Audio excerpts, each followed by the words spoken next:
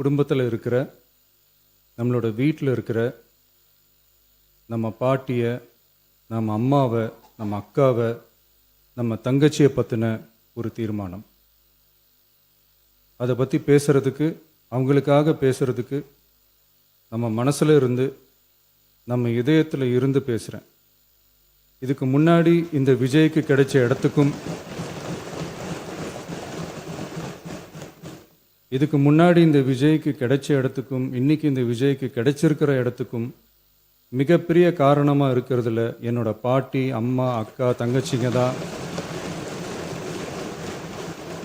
மிகப்பெரிய காரணம்ங்கிறத என்னால் மறுக்கவே முடியாது. அந்த நன்றி விசுவாசத்தோட, அப்படி ஒரு உணர்வோடு தான் இப்போது இங்கே நின்று பேசுகிறேன். பெருசாக பணம் இருந்துட்டா ஒரு வீட்டுக்கோ, பெரிய பொருளாதாரம் இருந்துட்டா ஒரு நாட்டுக்கோ பெரிய பேர் வந்துடும்னு சில பேர் நினைக்கலாம். ஆனால் உண்மையாகவே ஒரு வீட்டுக்கோ ஒரு நாட்டுக்கோ எப்போ பெரிய பேர் கிடைக்கும் தெரியுமா? அந்த வீட்டு பெண்கள் தனிப்பட்ட முறையில் சமூகத்தில் உயர்ந்தாதான் பெரிய பேர் ஒட்டுமொத்த சமூகத்துக்கே கிடைக்கும். நம்ம தமிழ்நாட்டு மண்ணில் சங்க காலத்தில் இருந்த அன்னைக்கும் சரி இன்றைக்கும் சரி மிகப்பெரிய அடையாளமாக இருக்கிற பெண் ஆளுமைகள் நிறைய பேர் இருக்காங்க. ஔவையார், காக்கை, பாடினியார்னு சங்க காலத்து ஆளுமைகள், கண்ணகி, மணிமேகலை, குண்டலகேசி, இவங்கெல்லாம் இலக்கியத்தில் நிலைச்சி நிற்கிறவங்க. ஆண்டாள், காரைக்கால் அம்மையார், இவங்கெல்லாம் ஆன்மீகத்திலையும் இலக்கியத்திலையும் உயர்ந்த இடத்துல இருக்கிறவங்க. ராணி வேலு நாச்சியார், குயிலி, அம்புஜம் அம்மாள், ருக்மணி லட்சுமிபதி அம்மாள், டாக்டர் முத்துலட்சுமி ரெட்டி அஞ்சலை அம்மாள், மக்கள் சேவகர் அஞ்சலை அம்மாள்னு நம்ம நாட்டோட விடுதலை போராட்டத்தில் கலந்துக்கிட்டவங்க. நம்ம தமிழ்நாட்டு பெண் ஆளுமைகள் நிறைய பேர் இருக்காங்க. சுதந்திர போராட்டத்தில் இருந்து சமூக நீதி போராட்டம் வரைக்கும் கலந்துக்கிட்டவங்க தான் நம்ம தமிழ்நாட்டு பெண்கள். அது மட்டுமா, கல்வி, அறிவியல், அரசியல், நீதி, நிர்வாகம், தொழில்நுட்பம்னு எல்லா டிபார்ட்மெண்ட்லேயும் இன்னைக்கு நம்ம தமிழ்நாட்டு பெண்களோட பங்களிப்பு பெருசாக இருக்குன்றத யாரும் மறுக்கவே முடியாது. அப்படிப்பட்ட நம்ம வீட்டு பெண்களுக்கு அரசியல்லையும் முன்னேற வழிவகை செய்யணும். அதுக்கு உரிய இடஒதுக்கீடு வழங்கணும். பெண்களுக்கு இடஒதுக்கீடு தர்றது ஏதோ சலுகைன்னு நினச்சிடக்கூடாது. சமூக நீதி சார்ந்தது, அரசியல் அமைப்பு சார்ந்தது. மாண்புமிகு பேரவைத் தலைவர் அவர்களே, நம்ம நாட்டோட மக்கள் தொகையில் ஏறக்குறைய பாதி பேர் பெண்கள் தான். அதனால் அனைத்து நிலைகள்லையும் பெண்களுக்கு சம அந்தஸ்து வழங்கப்படணும். அரசியலமைப்பு சட்டமும் அவங்களுக்கு சமத்துவ உரிமையை வழங்கித்தானே இருக்குது. நம்ம தமிழ்நாட்டை எடுத்துக்கிட்டாலும் ஆண்களை விட பெண்கள் தான் அதிகம். ஓட்டு சதவீதத்தில் கூட அவங்க தான் அதிகம். ஆனால் அவங்களுக்கான அரசியல் இடம்னு பார்த்தா 2021 சட்டசபையில் 12 பெண்கள் இருந்தாங்க. இப்போது இந்த 2026 சட்டசபையில் 23 பெண்கள் இருக்கிறாங்க.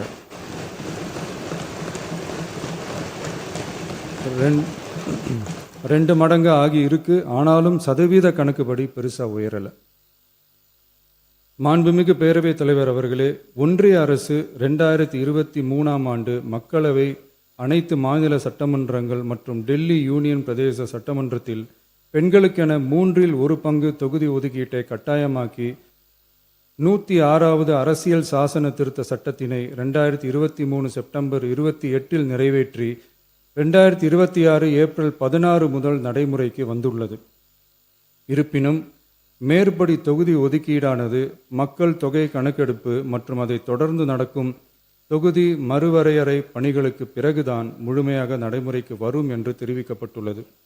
மேலும் ஒன்றிய அரசு 2026ஆம் ஆண்டு 131வது அரசியல் சாசன திருத்த சட்ட மசோதாவையும் 2026ஆம் ஆண்டு தொகுதி மறுவரையறை சட்ட மசோதாவையும் தாக்கல் செய்து 2026 ஏப்ரல் 17 3/2 பங்கு உறுப்பினர்களில் ஆதரவு இல்லாமல் மசோதா நிறைவேறவில்லை. அவ்வாறு மக்கள் தொகை கணக்கெடுப்பு மற்றும் தொகுதி மறுசீரமைப்புடன் பெண்களுக்கான தொகுதி ஒதுக்கீட்டை இணைப்பதால் அதனை நடைமுறைப்படுத்த மேலும் பல ஆண்டுகள் காலதாமதம் ஆகலாம். மாண்புமிகு பேரவைத் தலைவர் அவர்களே, நாடாளுமன்றம் மற்றும் மாநில சட்டமன்றங்களில் மகளிருக்கென 1/3 பங்கு தொகுதி ஒதுக்கீட்டு செய்து சட்டம் நிறைவேற்றப்பட்டிருந்த போதிலும் அதனை நடைமுறைப்படுத்துவதில் ஏற்படும் கால தாமதத்தினால் அச்சட்டம் நிறைவேற்றப்பட்டதன் நோக்கம் நிறைவேறாமல் காலம் தாழ்த்தப்படும் சூழ்நிலை உருவாகியுள்ளது. இது பெண்களின் அரசியல் உரிமையை மறுக்கும் செயலாகும். எனவே மகளிருக்கான தொகுதி ஒதுக்கீட்டை மக்கள் தொகை கணக்கெடுப்பு மற்றும் தொகுதி மறுவரையுடன் இணைத்து அதனை ஒத்திவைக்கக்கூடாது. மேற்படி தொகுதி ஒதுக்கீட்டை விரைந்து நடைமுறைப்படுத்துவதற்கு உரிய நடவடிக்கைகள் எடுக்கப்பட வேண்டும் என தமிழ்நாடு அரசு ஒன்றிய அரசை வலியுறுத்துகிறது. மாண்புமிகு பேரவைத் தலைவர் அவர்களே, நம்ம டிவிகே அரசு பெண்களுக்கான அரசியல் அதிகாரம் வழங்குறதுல முன்னோடி மாநில அரசாக தான் இருக்கு. 4 பெண் அமைச்சர்கள் இருக்கிறாங்க. பெண்கள் பாதுகாப்புக்கு சிங்கப்பெண் சிறப்பு அதிரடிப்படை இருக்கு. பெண்களுக்கான பாதுகாப்பில், பெண்களுக்கான இம்பார்ட்டன்ஸில் டிவிகே அரசு ரொம்ப கவனமாக தான் இருக்கு. இனியும் அப்படி தான் இருக்கும். உள்ளாட்சியில் பெண்களுக்கு 50% இடஒதுக்கீடு கொடுத்ததும் இன்னைக்கு ஆயிரக்கணக்கான பெண்கள் மக்கள் பிரதிநிதிகளாக மாறி இருக்காங்க. அவங்களோட தலைமை பண்பும் ப்ரூவ் ஆகி இருக்கு. அதே மாதிரி பெண்களோட வெற்றியை சட்டமன்றத்திலையும் பார்லிமெண்ட்லேயும் எக்ஸ்டெண்ட் பண்ண வேண்டிய நேரம் வந்துருச்சு. மாண்புமிகு பேரவைத் தலைவர் அவர்களே, இன்று இந்த பேரவையின் வாயிலாக பெண்களுக்கான 33% இடஒதுக்கீட்டை இனியும் தாமதிக்காமல் நடைமுறைப்படுத்த வேண்டும் என்று ஒன்றிய அரசை வலியுறுத்துகிறோம். இது பெண்களுக்கான சலுகை இல்லை, இது அவர்களுடைய ஜனநாயக உரிமை. இது ஒருவருக்கான வெற்றி அல்ல, இது இந்திய ஜனநாயகத்தின் வெற்றி. ஒரு பெண் அதிகாரம் பெறும்போது ஒரு குடும்பம் உயர்கிறது. ஆயிரக்கணக்கான பெண்கள் அதிகாரம் பெறும்போது ஒரு நாடே உயர்கிறது. மக்கள் தொகை கணக்கெடுப்பு மற்றும் தொகுதி மறுசீரமைப்புடன் பெண்களுக்கான தொகுதி ஒதுக்கீட்டை இணைப்பதால் ஏற்படும் காலதாமதத்தின் காரணமாக பெண்களுக்கான தொகுதி ஒதுக்கீட்டை ஒத்திவைக்க கூடாது என்றும் அதை விரைவாக அமல்படுத்த தகுந்த அரசியலமைப்பு மற்றும் சட்டப்பூர்வ நடவடிக்கைகள் எடுக்கப்பட வேண்டும் என்றும் தமிழ்நாடு அரசு ஒன்றிய அரசை வலியுறுத்துகிறது.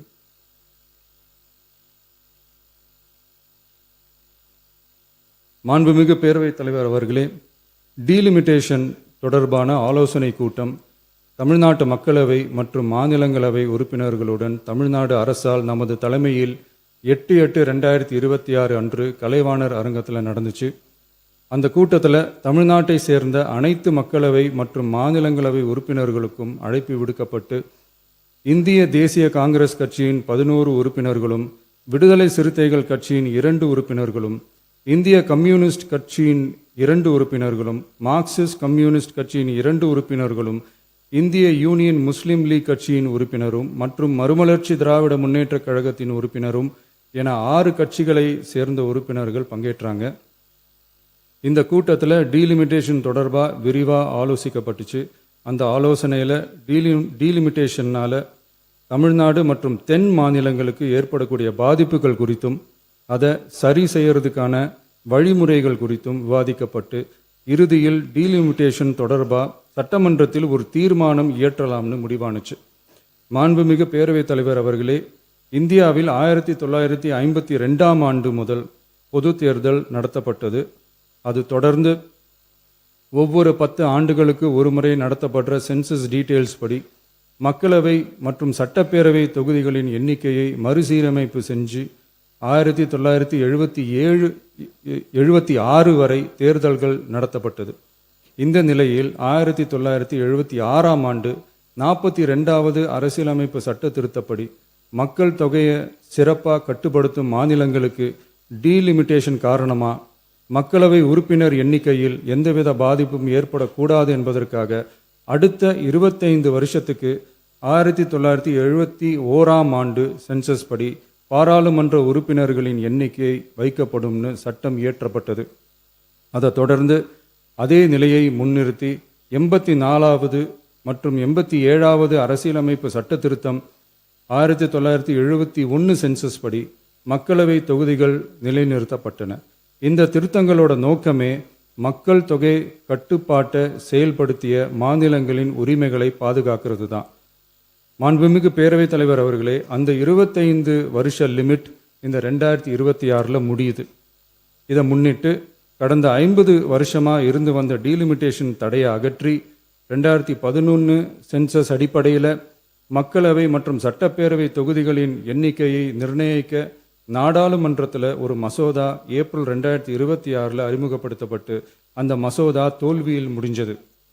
இப்போ மீண்டும் ஒன்றிய அரசு மக்களவை உறுப்பினர்களின் எண்ணிக்கையை 50% அதிகரிக்க செய்து டீலிமிட்டேஷன் மசோதாவை அறிமுகப்படுத்த உத்தேசித்து இருப்பதா சில அரசியல் கட்சிகள் தெரிவிப்பதா கூறப்படுது.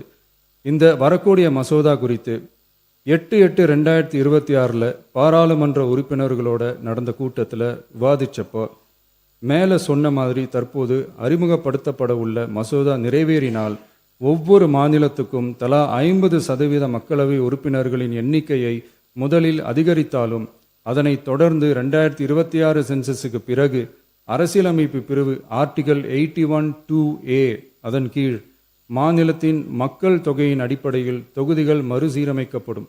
இப்படி செஞ்சா தென் மாநிலங்களின் பாராளுமன்ற உறுப்பினர் எண்ணிக்கை வெகுவா குறைய வாய்ப்பு இருக்கு.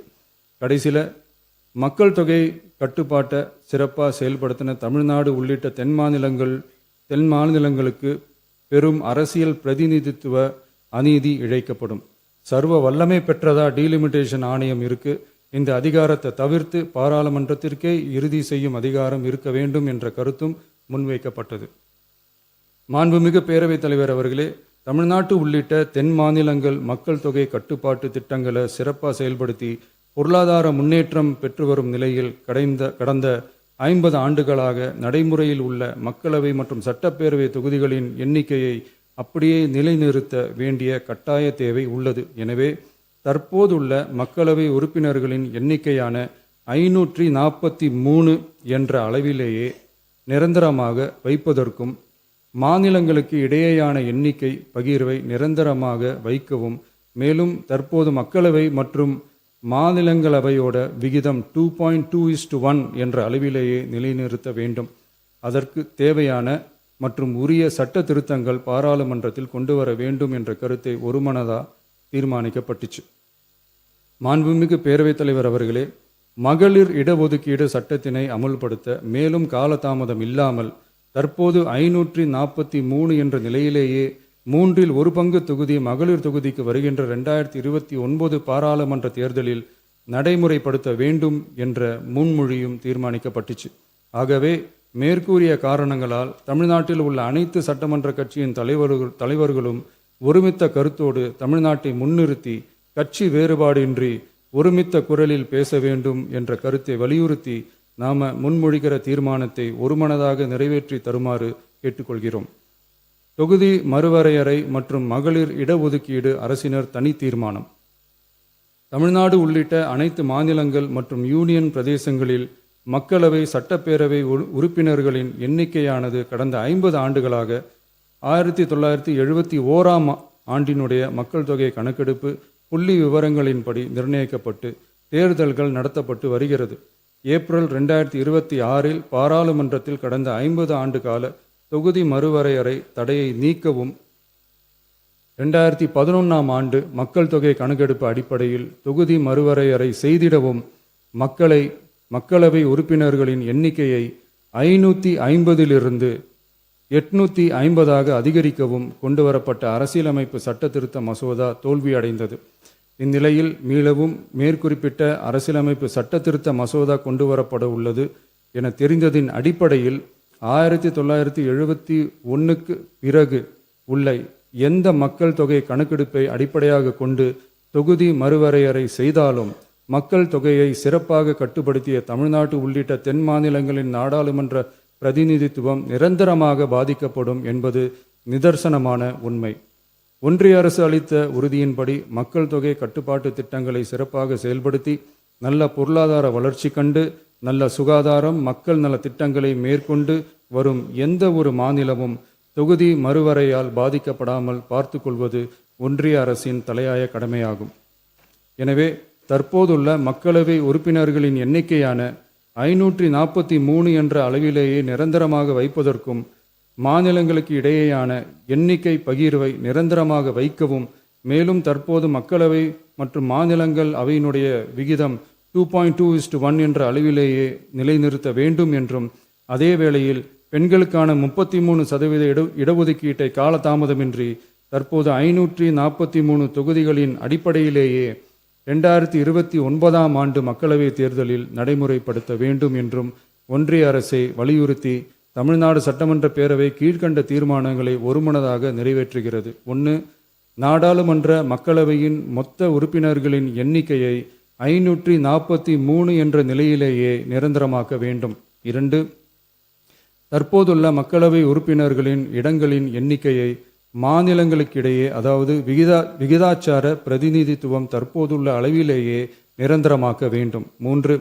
வரவிருக்கும் மக்களவை பொது தேர்தலிலும் அதன் பிறகு சட்டமன்ற பொது தேர்தல்களிலும் 1/3 தொகுதி ஒதுக்கீட்டு பலனை பெண்கள் பெறுவதை உறுதி செய்ய வேண்டும் என ஒன்றிய அரசை தமிழ்நாடு சட்டமன்ற பேரவை ஒருமனதாக வலியுறுத்துகிறது. மாண்புமிகு பேரவைத் தலைவர் அவர்களே, இந்த தீர்மானம் ஒரு அரசியல் கட்சியின் தீர்மானம் அல்ல, தமிழ்நாட்டின் உரிமையை நிரந்தரமாக பாதுகாக்கும் தீர்மானம். எனவே அனைத்து கட்சிகளை சேர்ந்த மாண்புமிகு பேரவை உறுப்பினர்கள் இந்த தீர்மானத்தை ஒருமனதாக நிறைவேற்றி தர வேண்டும் என்று கேட்டுக்கொள்கிறோம். நன்றி.